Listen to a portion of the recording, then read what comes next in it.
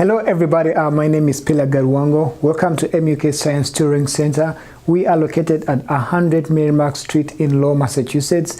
Today we're going to be discussing organic chemistry, and our topic of interest is elimination reactions for alcohols. Previously we've watched videos of on how alcohols react with other reagents such as hydrogen halides and the sulfonyl dihalides, and we saw how to make alcohols beta leaving group. So in this section we are going to look at how alcohols can be dehydrated. So elimination reactions of alcohols is the same as dehydration. Dehydration reactions. So we are going to see how do we remove water from an alcohol and what do we form. So therefore, to jump into the topic, elimination reactions are basically the removal of water from an alcohol, and it results in formation of an alkene. And remember, when we studied alkenes, we saw that the trans isomer of alkenes is more stable than the cis, just because the trans alkanes have what we call less steric hindrance between the heavy or the more bulky components, whereas the cis have both bulky components on the same side, hence increases steric hindrance, hence increases instability of the structure. And also so that alkenes that have internal double bonds are more stable than those that have terminal double bonds. So with that in mind, so we are going to see how do these reactions prefer formation of the above, either cis or trans or internal or terminal double bonds. So therefore, let us jump into the topic and see how these reactions occur. So alcohols have a general formula of ROH. So when they react with the sulfuric acid, which in this case acts as a catalyst, so we shall form an alkene plus water. So we are going to see what happens with alcohols, primary, secondary, and tertiary, and what major products do we form. So therefore, let us begin with the primary alcohol. In this case, I will use ethanol, CH3, CH2OH. When it reacts with the sulfuric acid, we shall form ethane, which is CH2 double bond, CH2 plus water. Now we are going to see the mechanism of action of how this happens. So if I may rub this off and put the equation above, CH3, CH2OH reacting with the sulfuric acid to give us ethane plus water. So the mechanism of action, as I said, the sulfuric acid is just a catalyst, and it's supplying us with only a hydrogen, which it will later get back at the end of the reaction. So therefore, what happens is that the lone pairs of electrons on this oxygen will attack one of the hydrogens from the sulfuric acid.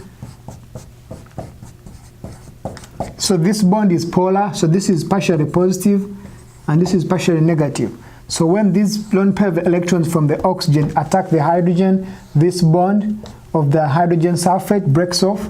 Then we produce a high molecule compound, which is CH3, CH2, OH2 plus, then plus the hydrogen sulfate ion. So now at this point, this molecule is very unstable. So what is going to happen is that one of the hydrogens from this carbon,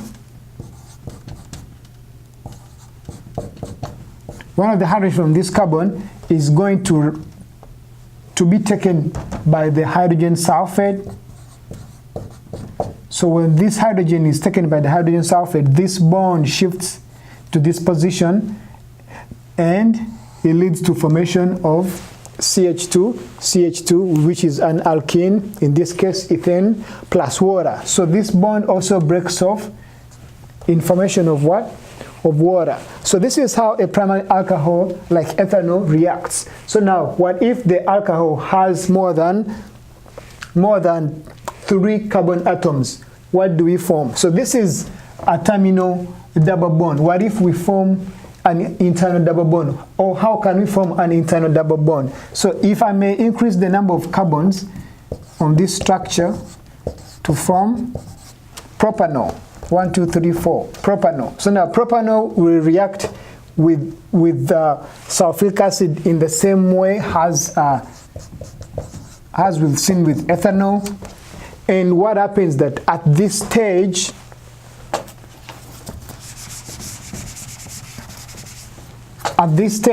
we will see that there is rearrangement of the structure.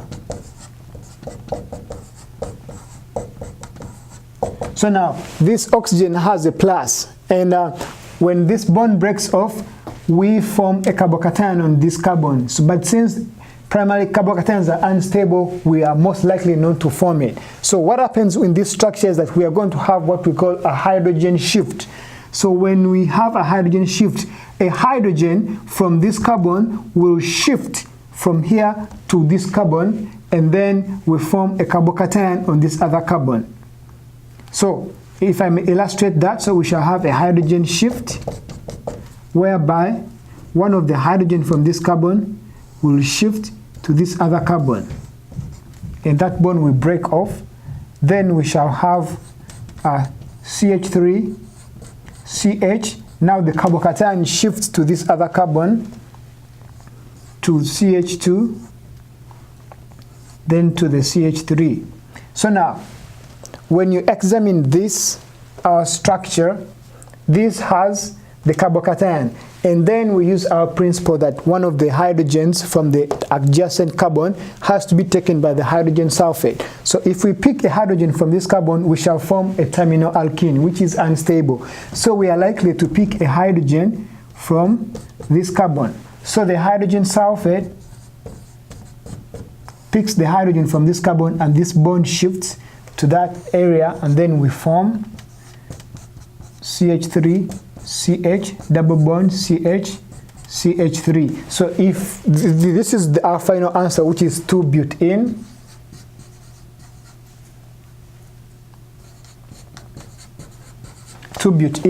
So now if your professor or teacher wants you to write this in either C's or trans, so you will put your answer in this format.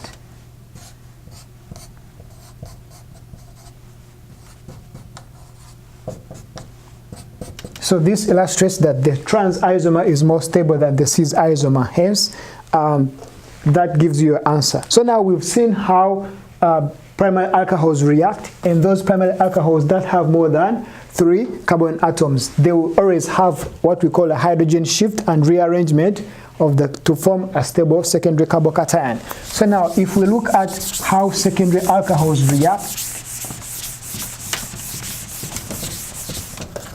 so for example, if I have cyclopentanol with a methyl group here, reacting with the sulfuric acid, so our product will be, so let us look at the mechanism of action and see how this product will be formed. So we shall have the lone pairs of electron from oxygen attacking the hydrogen from the sulfuric acid. So this bond is polar, partially positive, partially negative. The lone pairs attack the hydrogen. This bond breaks off in favor of that, and then we form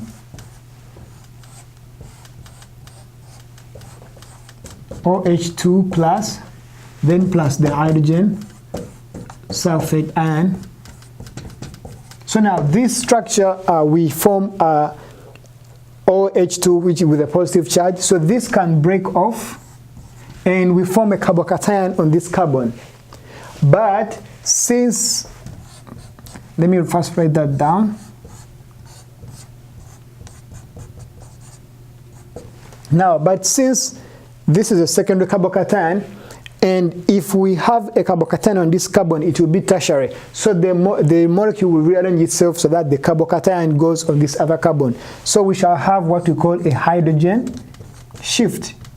So a hydrogen from this carbon will shift to that carbon, and the carbocation will come to this other carbon.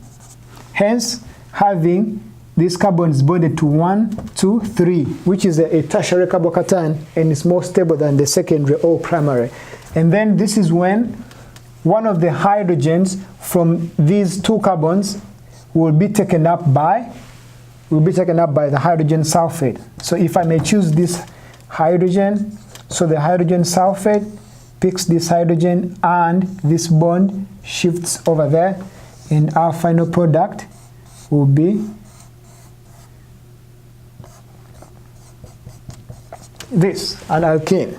So now this is how secondary alcohols react, and I chose this example to show you how tertiary carbocations are preferred to secondary carbocations or primary carbocations. So therefore, let us see finally how a tertiary alcohol will react with the sulfuric acid.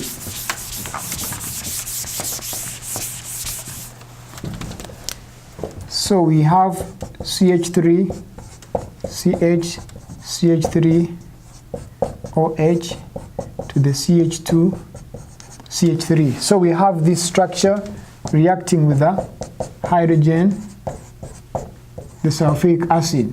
So this bond is polar, the lone pairs attack the hydrogen, and this bond breaks off.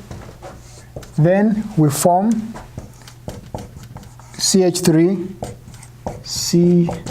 CH3, OH2 plus to the CH2, CH3. Now that since this carbon can form a tertiary carbocation, this bond can break off, and then we form CH3, CH3, CH2, CH3 with a plus. So now we have to decide which carbon is the hydrogen going to come from, so that we form a double bond. So if we decide from this carbon, the double bond will come here, hence forming a terminal alkene, which is unstable. The same applies to this other carbon. But if we choose this carbon, the double bond will be here in the middle, which is terminal. So we shall prefer a hydrogen from this carbon. Hence, the hydrogen sulfate will attack this hydrogen, and this bond will shift over there, and then we form CH3C to the methyl group, double bond CH, CH3. So if you want to write this in, so we have CH3, CH3, CH3H. So now this is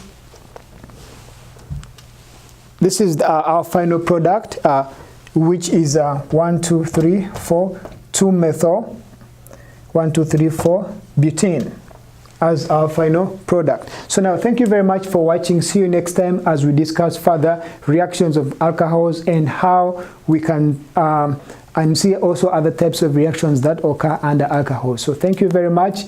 This is Peter from MUK Science Tutoring Center. See you and bye for now.